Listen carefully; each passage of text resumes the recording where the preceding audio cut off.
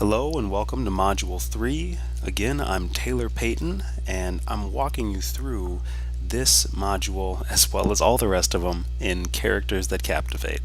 So in Module 3, we're basically going to be discussing some divinations of design. Things like shape language, symmetry versus asymmetry, unity with variety, and simple versus complex. One way of thinking of all these things basically is just to create these simple geometric models and scales to allow you to sort of play between and with these items and elements. And I'll get more into that later as I go through some visual examples, but let's just start off with some shape language talk. Alright, so shapes come essentially in three sizes. If you want to simplify things, you need a big shape, or big shapes, medium shapes, and small shapes.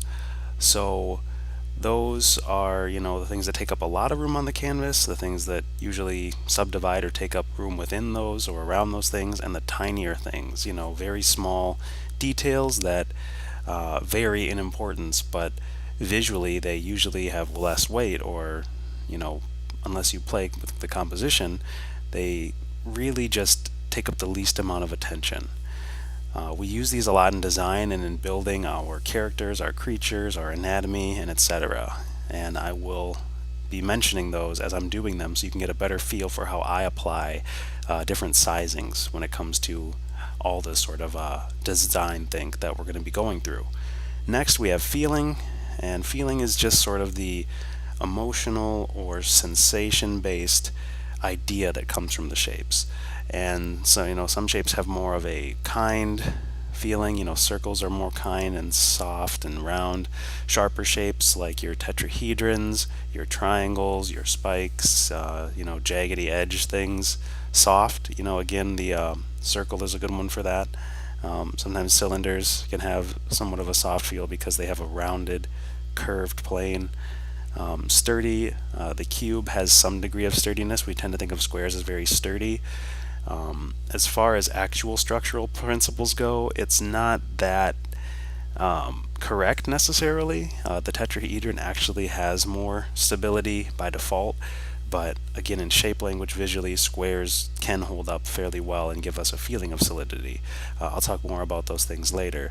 Then you have, aggressive shapes like I talked about before, maybe something sort of like freeform.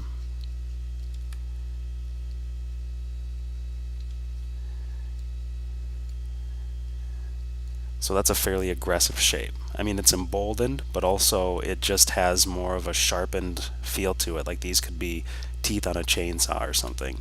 And that's just a visual example of a feeling conveyed by a shape.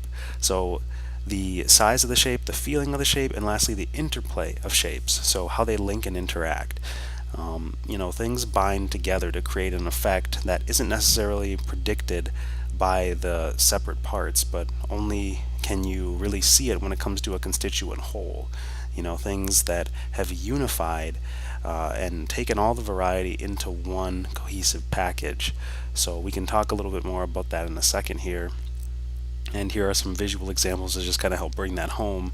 So like moving the cube on top of all this, putting some tetrahedrons in there. This is a compression of shapes. It's just a visual example of building out and designing something that has a certain interplay. And same with these spheres and cylinders. We're creating depth, we're creating structure, and this is how we start to build up from here as we're starting to design things on the picture plane.